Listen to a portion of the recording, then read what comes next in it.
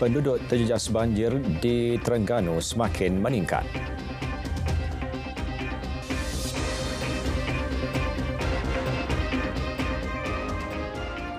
Assalamualaikum, salam Malaysia Madani. Berita tengah hari bersama saya Muhammad Shah Musa. Perkembangan banjir di Terengganu, penduduk terjejas setakat tengah hari ini terus menunjukkan tren peningkatan. Hujan lebat juga masih berterusan di beberapa kawasan, terutama di Kuala Nerus dan Kuala Terengganu. Bagi mendapatkan maklumat terkini, kita bersama rakan pelapor Siti Jamilah Hanim Jamil di sana. Silakan.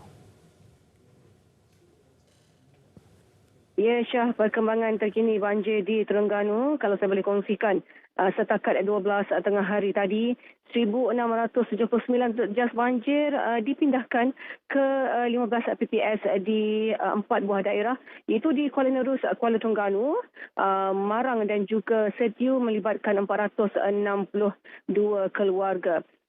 Daerah Kuala Nerus masih merekodkan penduduk tertinggi dipindahkan, iaitu 740 orang. Kalau saya boleh kongsikan, di Dewan Serbaguna Kampung Tok Jembal, di Dewan Flat Batin Perdana, SK Bukit Tunggal, SK Bukit Nanas, SK Teluk Ketapang, Dewan Sibik Batu Rakit dan juga SK Tok Jembal. Di Kuala Terengganu pula, 654 penduduk berlindung di SK Cendering, SK Atas Tol, SK Pasir Panjang, SK Gong Tok Nasik. Manakala di daerah Setiu, 2 PPS yang dibuka iaitu di Balai Raya Kampung Bintang, Balai Raya Kampung Bari Besar. Manakala di Marang, SK Bukit Gasing yang menempatkan 233 penjejas banjir, dan yang baru saja dibuka pagi tadi iaitu di SK Rusila. Itu seramai 26 penduduk terjejas banjir. Syah, kalau saya boleh kongsikan ketika ini, cuaca di daerah Kuala Nerus dan Kuala Terengganu khususnya, hujan masih lagi turun. Namun itu tidak menjaskan usaha menyelamat penjejas banjir di lokasi-lokasi yang terlibat, dan kerjasama daripada pelbagai pihak, terutamanya daripada polis, bomba APM rela dan lain-lain agensi melicinkan sebenarnya urusan pemindahan semua penduduk terjejas banjir ke lokasi yang lebih selamat. Jadi Syah, itu saja saya kira yang boleh saya kongsikan untuk berita tengah hari ini. Perkembangan semasa nanti akan saya bawakan lagi dalam berita wilayah petang ini. Syah, kami pada anda, silakan. Baik, terima kasih Hanim. Manakala di Kelantan pula, satu keluarga dari kampung Pacakan Pasir Putih dipindahkan selepas kediaman mereka dinaiki air pagi tadi. Ketua Balai Bomba Tok Bali Azrul Azmiri Cik Abdullah memaklumkan 3 beranak itu dipindahkan pada pukul 6.30 pagi ke Pusat Pembinaan Sementara PPS Sekolah Kebangsaan Dalam Meru. Operasi memindahkan penduduk terjejas banjir melibatkan 6 anggota bomba. Penduduk yang tinggal di kawasan berisiko banjir dinasihat sentiasa berwaspada dan mendengar arahan pihak berkuasa jika perlu berpindah bagi mengelak kejadian tidak diingini. Di Perak pula, angka penduduk terjejas kekal 75 orang daripada 22 keluarga. Kenyataan Sekretariat Jawatan Kuasa Pengurusan Bencana Negeri menyebut 2 PPS masih dibuka yang melibatkan hanya daerah Kerian. PPS Sekolah Rendah Kebangsaan Cangkat Lobak kekal menempatkan 18 penduduk daripada 3 keluarga. Sementara PPS Sekolah Kebangsaan Alur Pongsu menempatkan 57 penduduk daripada 19 keluarga. Bekalan ikan dijamin mencukupi sepanjang monsun Timur Laut MTL menerusi pendaratan sumber itu di pantai barat Semenanjung. Jabatan Perikanan Malaysia memaklumkan kepelbagaian jenis ikan menerusi pendaratan di semua kawasan negara dapat menampung keperluan rakyat walaupun berlaku peralihan MTL di pantai timur. Melalui statistik tren pendaratan ikan di pantai barat, pengeluaran antara bulan November 2022 hingga Mac 2023 dapat menampung keperluan keterjaminan stok ikan rakyat di Malaysia. Spesies ikan kembung antara jenis stok ikan rakyat yang terdapat di Malaysia. Individu yang menggemari aktiviti air dinasihatkan sentiasa berwaspada dan melakukan persediaan sewajarnya ketika ingin melakukan aktiviti membabitkan air pada musim tengkujuh ini. Peralatan keselamatan seperti jaket serta alat personal locator beacons PLB perlu dipastikan sentiasa dibawa dan dalam keadaan terbaik. Bekas Ketua Pengarah Agensi Penguasaan Maritim Malaysia Laksmana Maritim Bersara, Datuk Seri Zulkifli Abu Bakar berkata persediaan sedemikian penting bagi mengurangkan risiko berlaku kemalangan.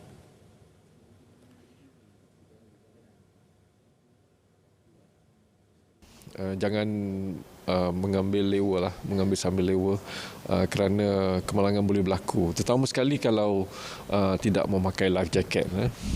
So nelayan-nelayan kita ni bila dia terpaksa keluar ke laut juga untuk mencari rezeki.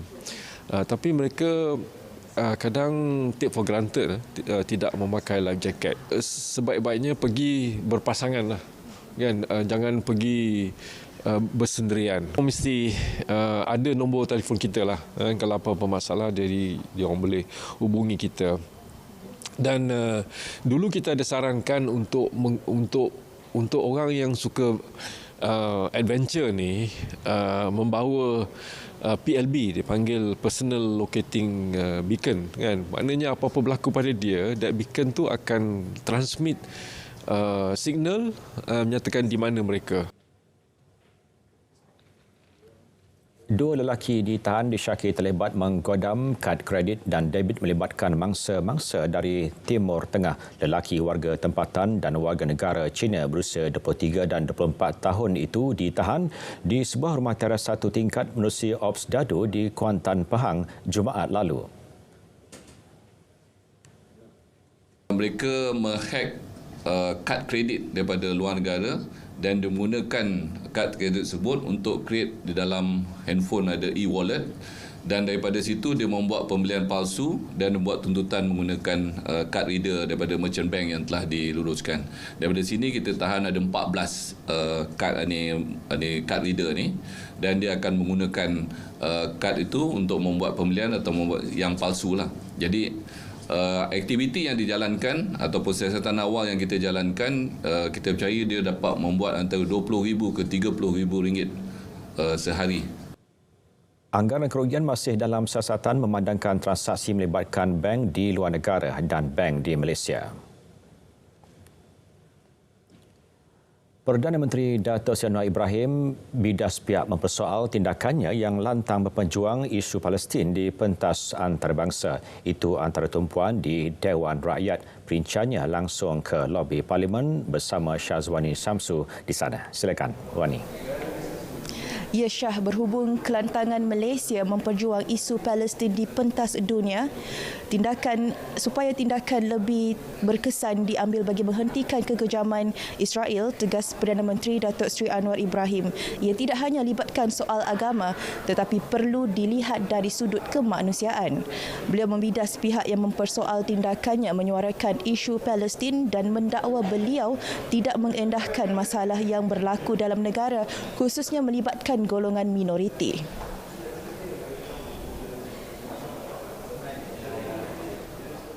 Kita yang dibunuh beramai-ramai, tidak ada kemusnahan gereja atau kuil-kuil.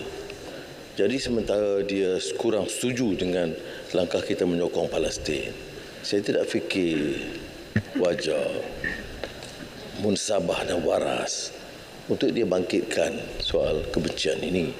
Soal di satu pihak lain pula mempertikai kenyataan saya bahawa ini bukan saja isu agama Islam.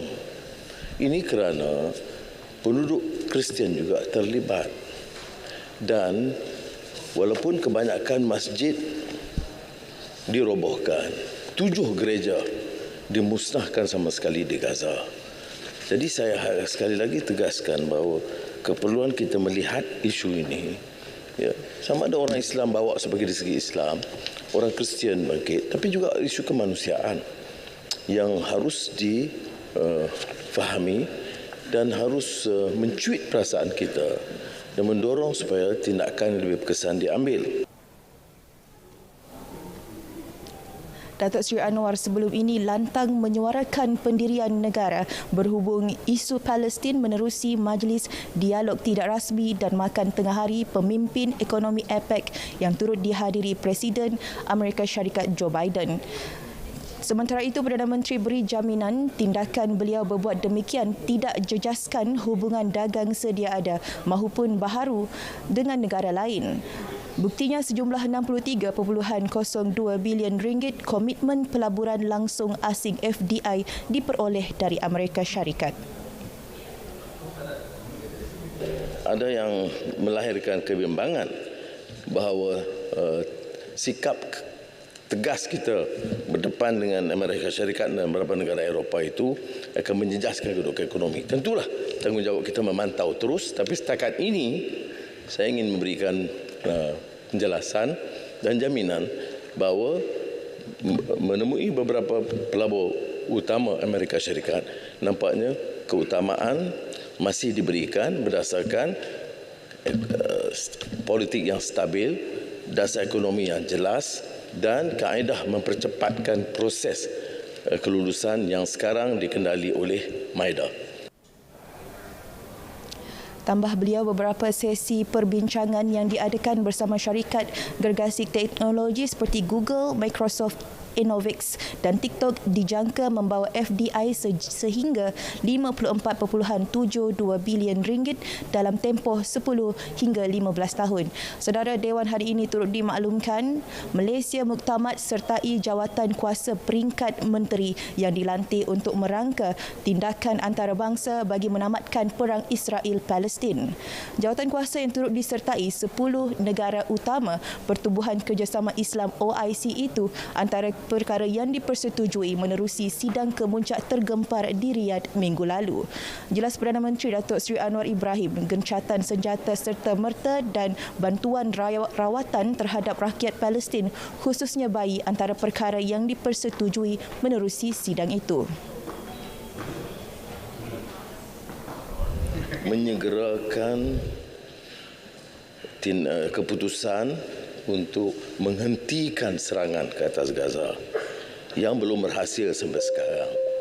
Ada cadangan dan sekarang dibangkitkan oleh beberapa tokoh negara Eropah meminta Mesir, Jordan dan negara jiran mengambil pelarian Palestin. Itu tidak dipersetujui oleh semua negara Islam. Kerana ini hanya memberikan ruang kepada Israel untuk terus menceroboh dan menakluki Gaza. Yang dilakukan oleh Emirat Arab Bersatu adalah mengambil yang sakit parah, terutama bayi dan anak-anak kecil untuk rawatan di Abu Dhabi atau di Dubai. Datuk Seri Anwar turut memaklumkan Dewan hari ini bidang kuasa berkaitan agama atau syariah tertakluk bawah kuasa Raja-Raja Melayu dan negeri, bukan kerajaan pusat.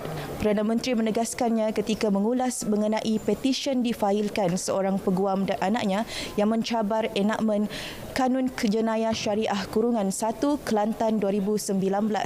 Beliau berpandangan setiap isu perundangan melibatkan sensitiviti rakyat bukan beragama Islam perlu dibawa ke meja perundingan menerusi pertubuhan jawatan kuasa khas yang diperkenan Majlis Raja-Raja Melayu.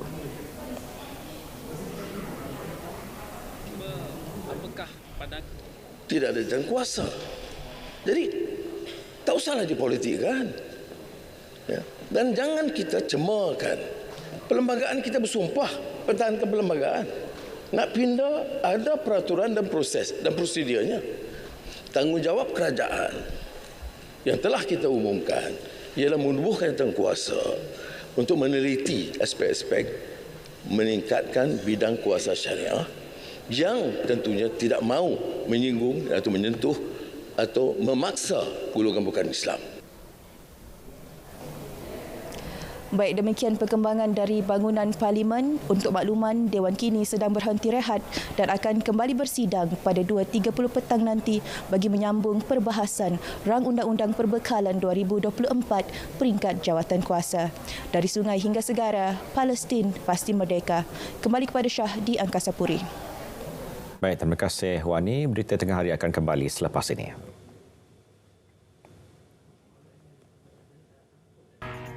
Langkah elak penyakit berkaitan banjir. Elak dari bermain air banjir. Pakai pelindung diri. Segera bersih diri jika terkena air banjir. Cuci tangan dan sentiasa jaga kebersihan diri. Jangan guna air banjir untuk pembersihan. Makan dan minum dari sumber bersih. Sentiasa jaga kebersihan pusat pemindahan. Pakai pelindung diri semasa pembersihan selepas banjir. Dapatkan rawatan sekiranya demam dalam masa 30 hari selepas pembersihan banjir. Air banjir tercemar dengan limpahan najis dari tangki septik.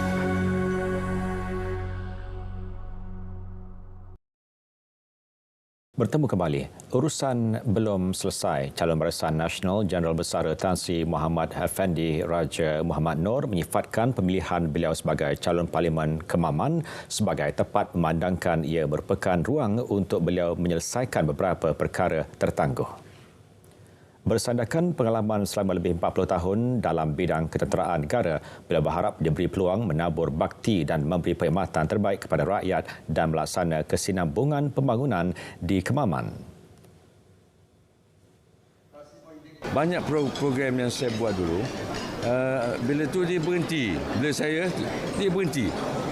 Itu bagi saya is unfinished business. Jadi Tuhan gerakkan jentik hati saya, ya, untuk mungkin benda itulah yang jadi untuk saya teruskan apa yang telah saya tinggal sama ini. Sekiranya terpilih mewakili Kemaman, beliau berjanji kesinambungan kebajikan serta masa depan veteran-veteran ATM akan diperjuangkan ke peringkat lebih tinggi. Dia percaya pada cradle to grave. Itu adalah perhubungan kita. Jadi saya rasa dia beri saya satu kelebihan lah untuk membantu mereka. Mungkin yang dalam persatuan mereka dah ada. Tapi insya-Allah dengan ini dia akan memperkukuhkan apa yang diinginkan. Bagi veteran ATM, mereka sentiasa berdiri teguh dalam menyokong perjuangan Jeneral Bersara Tan Sri Muhammad Effendi sebagai calon Parlimen Kemaman.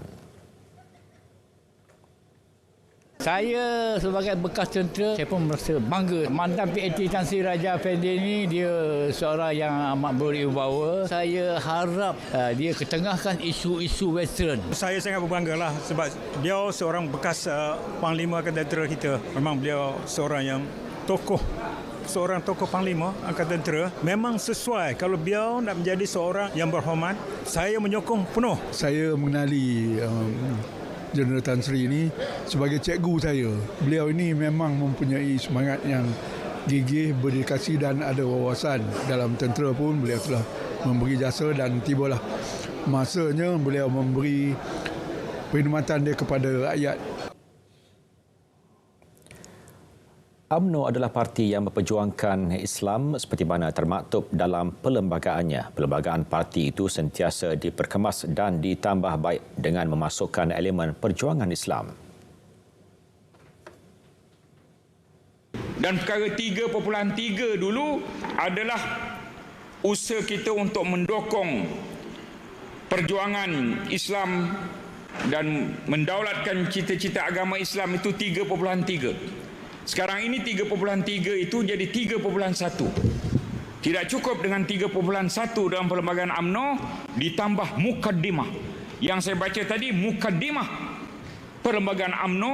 UMNO adalah sebuah parti politik yang berjuang mendukung cita-cita agama Islam. Beliau berucap di hadapan penduduk Felda Cerol sempena kempen PRK Kemaman.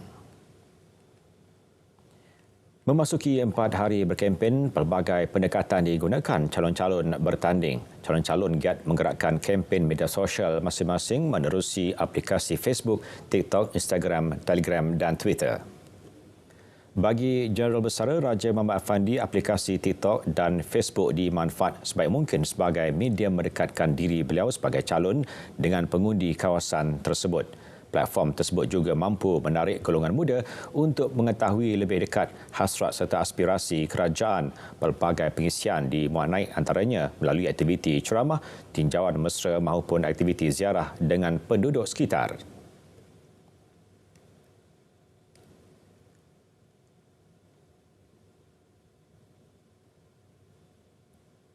Pendekatan sama turut dikongsi calon PAS Datuk Seri Dr. Ahmad Syamsuri Mokhtar apabila menggunakan media sosial bagi berkongsikan setiap aktiviti beliau dengan penduduk sekitar. Hal ini bertujuan memastikan pihaknya dapat menyantuni penduduk sekitar dengan lebih dekat melalui medium tersebut.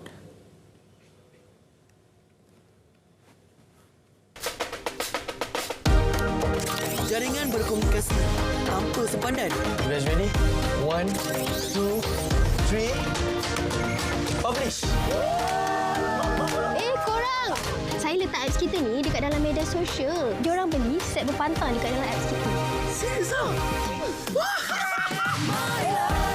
Sama-sama kita kan kian bijak berkesan literasi digital.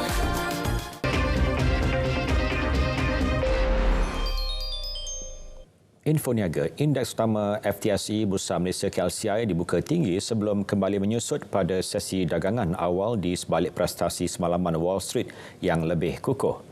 Indeks IBM KLCI naik 2.95 mata kepada 1,459.87 mata setakat pukul 12.30 tengah hari tadi. Kaunter saham aktif menyaksikan saham Hong Seng kekal pada 3 sen. Sebaliknya, Lifom susut setengah sen kepada 27 sen diikuti Wydad kekal tidak berubah pada 46 sen. MBA turut mendahului kaunter saham paling untung melonjak 11.5 sen kepada 46 sen. Disusuli Muda meningkat 9 sen kepada RM1.51 sen, manakala Mentiga bertambah 4 sen kepada 72 sen. Ringgit dibuka tinggi berbanding dolar Amerika Syarikat pagi tadi mengambil manfaat daripada kelemahan berterusan nilai mata wang Amerika Syarikat. Pada pukul 12 tengah hari, ringgit diniagakan pada 4.64 berbanding dolar Amerika. Berbanding dolar Singapura, ringgit disebut pada 3.47 dan berada pada 3.15 berbanding yen. Ringgit diniagakan pada 5.82 berbanding pound sterling dan disebut pada 5.09 berbanding euro. Manakala berbanding baht, ringgit didagangkan pada 13.22. Malaysia berjaya memperoleh lebih 63 bilion ringgit komitmen pelaburan langsung asing FDI dari Amerika Syarikat ia hasil misi perdagangan dan pelaburan yang turut menyaksikan mesyuarat secara bersemuka Perdana Menteri dengan beberapa syarikat dari negara berkenaan. Kementerian Pelaburan, Perdagangan dan Industri dalam kenyataan memaklumkan negara turut meraih 2.78 bilion ringgit potensi ekspor. Mesyuarat bersemuka Perdana Menteri pada 15 November bersama Google, Microsoft, Innovix dan TikTok telah meraih FDI berjumlah 54.72 bilion ringgit untuk tempoh 10 hingga 15 tahun akan datang. Misi Perdagangan dan Pelaburan diketuai Tengku Datuk Seri Zafrul Abdul Aziz pula meraih 8.3 bilion ringgit nilai FDI daripada beberapa syarikat antaranya Abbott Laboratories, Mondelez International dan Amstrad Rail. MITI pada masa sama akan memastikan projek yang dicadangkan dipermudahkan menerusi platform bersesuaian termasuk Jawatankuasa Tindakan Penyelarasan Pelaburan dan Perdagangan.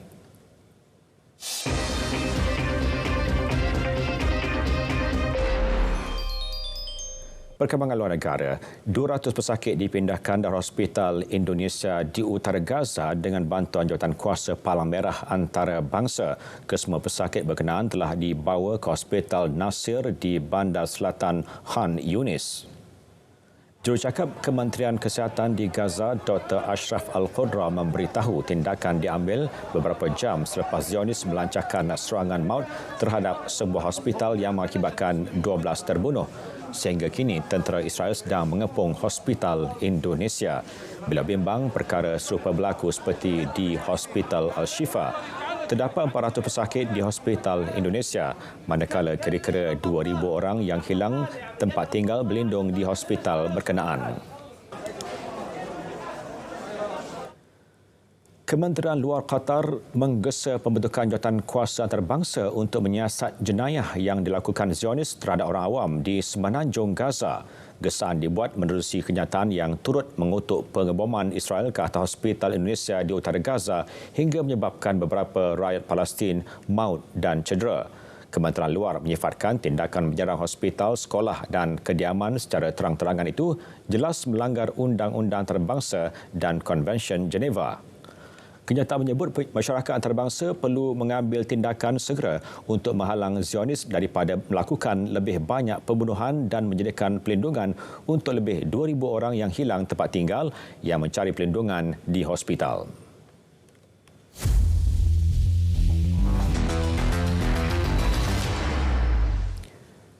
Sukan menjelang aksi kedua kumpulan D kelayakan Piala Dunia 2026, Piala Asia 2027 malam ini, Malaysia berada dalam motivasi terbaik untuk melakar kemenangan kedua berhadapan Taiwan yang mempunyai ranking lebih rendah. Ketika ini, skuad Harimau Melaya berada di tahap prestasi terbaik susulan kemenangan dramatik ke atas Kyrgyzstan 4-3 pada aksi sulung kumpulan di Stadium Nasional Bukit Jalil minggu lalu. Kejayaan menewaskan pasukan ke-97 dunia itu memberi motivasi diperlukan Malaysia dalam misi membawa pulang 3 mata penting berdepan Taiwan yang menghuni ranking ke-152.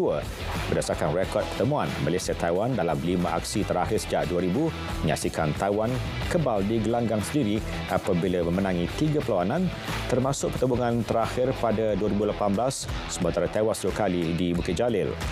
Bagaimanapun, skuad bimbingan Kim Pan-gon yang tampil tanpa sebarang isu kecederaan serius dijangka bakal memberikan saingan sengit di Stadium Perbandaran Taipei. Selepas aksi menentang Taiwan, Malaysia dijadual berdepan pasukan di ranking ke-72 Oman di tempat lawan pada 21 Mac tahun depan.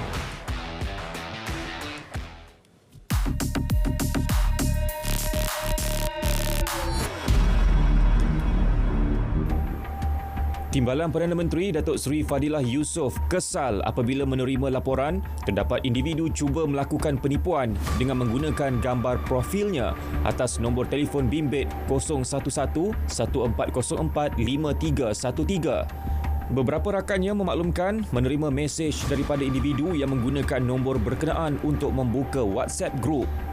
Setelah disemak, nombor berkenaan turut digunakan di aplikasi WhatsApp dan Telegram dengan menggunakan gambar profil beliau. Laporan telah dibuat kepada pihak pengendali platform WhatsApp dan Telegram. Semakan menerusi Truecaller, nombor berkenaan menggunakan nama Rinoniz. Pada masa sama, terdapat individu menggunakan gambar beliau untuk membuka akaun Facebook. Laporan telah dibuat kepada Facebook mengenai akaun palsu berkenaan. Datuk Seri Fadilah yang juga merupakan Menteri Peladangan dan Komoditi menegaskan beliau hanya mempunyai satu akaun rasmi Facebook dan satu akaun peribadi Facebook. Hentikan penipuan, jangan cetus kegusaran awam. Tindakan tegas menanti si kaki fitnah. Jika anda terima bahan fitnah atau disyaki tidak betul, segera lapor ke SKMM. Biar betul, tak pasti, jangan kongsi.